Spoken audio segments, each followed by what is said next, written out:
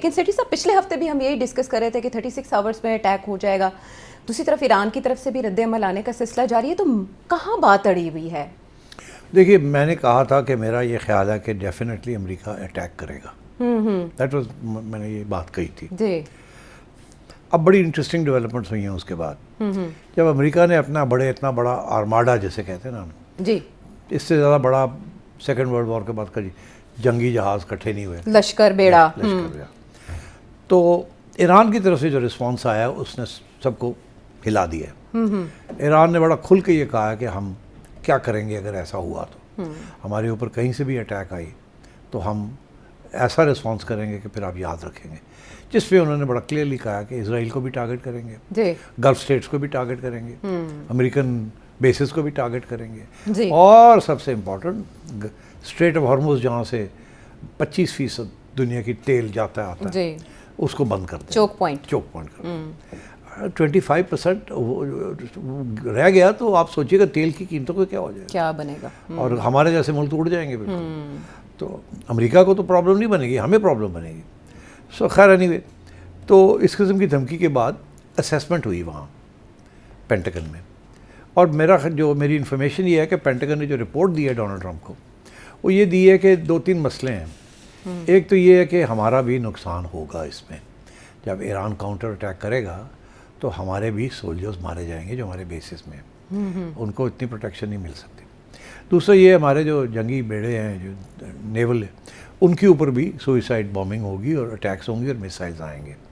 और यहाँ तक कि कुछ लोग ये भी फिक्र कर रहे थे कि जो उनके एयरक्राफ्ट कैरियर है, खा वो 700-800 किलोमीटर दूर है, तो अरेबियन सी में, इंडियन ओशन में उन्हें दूर करके रखा, मगर ईरान की मिसाइल्स वहाँ तक भी पहुँच सकती हैं, मगर because it's a big ocean, तो इट्स, और वो चल भी रहा है, एक जगह पे खड़ा नहीं है, तो it might be not so easy, but still it can come under attack. और ईरान ने तो कहा कि हम उसको अटैक करेंगे। जी, उन्होंने कहा है ये मुमकिन है, बिल्कुल पॉसिबल है, 100% पॉसिबल है। अच्छा, इससे ज़्यादा जो ख़तरा है वो ये है कि जो मिसाइल्स हैं, सुपरसोनिक मिसाइल्स, वो सारी जो हैं दे विल ऑल इसराइल तक पहुंच जाएंगी, और उनको जो सो कॉल्ड डोम है उसको रोक नहीं सकेगा। उनमें से बहुत सी जो है वो गिरेंगी और कैजुअल्टीज़ होंगी। और क्या इसराइल तैयार है इसके लिए कि नहीं?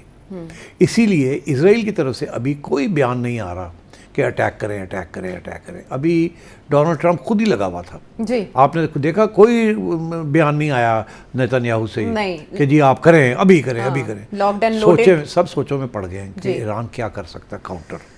और ईरान की तरफ से ये है कि हम जब नीचे जा रहे होंगे तो हम हर कुछ सबको लेकर डूबेंगे, हम नहीं छोड़ेंगे। तो एक तो ये इसके ऊपर थोड़ा सा गौर फिक्र शुरू हो गया। अच्छा, अब बड़ी इंटरेस्टिंग बात ये है कि डोनाल्ड ट्रंप ने पहले ये कहा, जिससे अब लगता है ऐसे है कि अब जहन में थोड़ी सी कन्फ्यूजन आ गई डोनाल्ड ट्रंप के करना है कि नहीं करना, और अगर करेंगे तो क्या होगा। पहला तो ये था कि हम क्यों जा रहे हैं वहाँ, हम इसलिए जा रहे हैं कि न्यूक्लियर ख़त्म करने के लिए जी, मगर वो लोग कहते हैं वो तो आपने पहले मिडनाइट हैमर में आपने कहा ऑब्लिटरेटेड, हमने कर दिया ऑब्लिटरेटेड, तो आप क्या करने जा रहे हैं? पहले तो ये कहा कि जी न्यूक्लियर के लिए जा रहे हैं, जब लोग आपने आगे से जवाब दिया वो तो आपने कर लिया हुआ पहले। अच्छा, फिर कहा नहीं वो जो मिसाइल्स जो है ना जिससे बहुत खतरा है, वो मिसाइल रेजीम को हमने डिसमेंटल करना है। न्यूक्लियर तो खत्म हो गया मगर इनकी मिसाइल्स भी बड़ी थ्रेट पोज करती हैं to Israel and to our basis, उनको भी ख़त्म करना है हमने। ठीक है, तो जब ये पता चला कि उनके पास तो इतनी है कि आप ख़त्म ही नहीं कर सकते, वो सारी लॉन्च हो जाएंगी और वो छुपी हुई हैं, कितनी को आप रोकेंगे? आपके पास एंटी मिसाइल नहीं है आपके पास, वो शॉर्टफॉल है, शॉर्ट सप्लाई है। अगर आपको 100 चाहिए तो आपके पास सिर्फ 25 हैं इस वक्त। अच्छा। मतलब है कि ये परसेंटेज है, तो इसलिए वो भी आप नहीं रोक सकते। तो फिर आखिरी स्टेज पे ये कहा कि नहीं वो हम तो बचाने जा रहे हैं उन लोगों को जो कि मुजाहरे कर रहे हैं और उनको ये फांसी देना चाहते हैं, तो हमने इनको ये धमकी दी है कि आप रोके नहीं तो हम आ रहे हैं। तीसरी एक्सक्यूज़ दी है। अच्छा, अब वो क्या हुआ है कि वो जो सो कॉल्ड डेमोन्स्ट्रेशंस हो रही थी वो मिड जनवरी में ख़त्म हो गई, उनको ईरानियंस ने काबू कर लिया, और जिन लोगों को गोली वोली चली जो मर गए। अब वो भी इशू नहीं रहा क्योंकि अब कोई नए डेमोन्स्ट्रेशंस नहीं हो रहे, वो ख़त्म हो गए।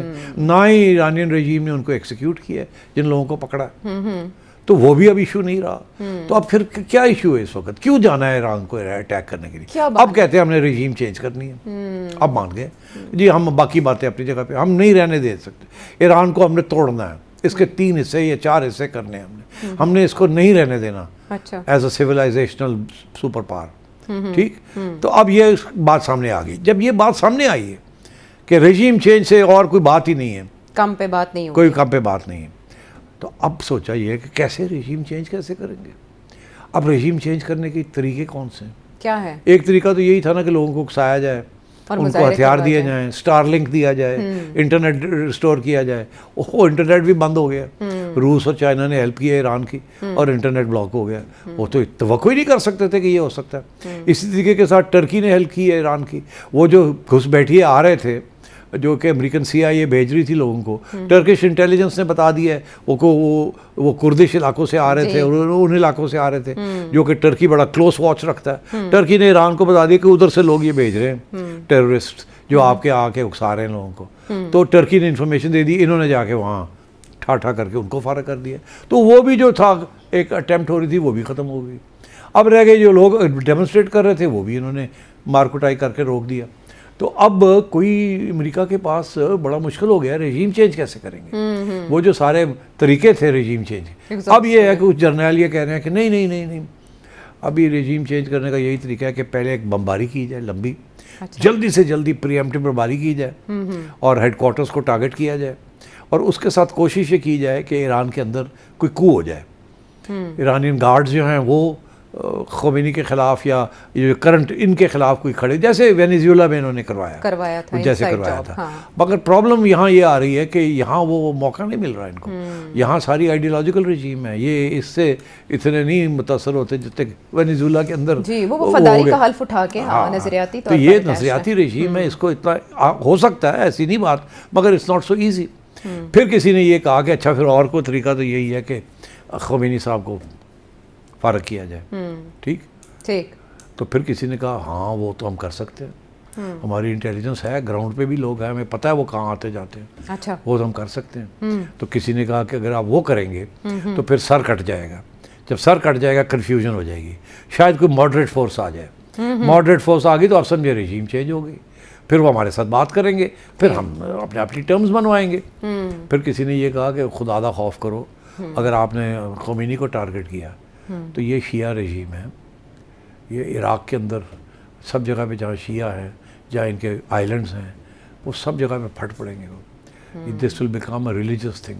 ठीक, आप इसको ना करें ऐसे, ये आपने रिलीजियस फिगर है वो, he is not just a political figure. आपने उनको किया ये तो सब जगह पे शिया खड़े हो जाएंगे और अमेरिका के खिलाफ ऐसी जंग शुरू हो जाएगी, ऐसे खून खराबा हो जाएगा, आप यकीन नहीं कर सकते।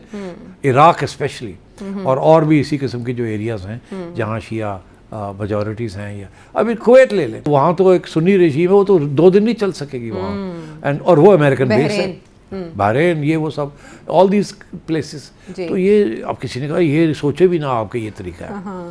तो आई थिंक ये अब सोचों में पड़ गए हैं कि करें या ना करें, क्या करें, कैसे करें, क्यों करें।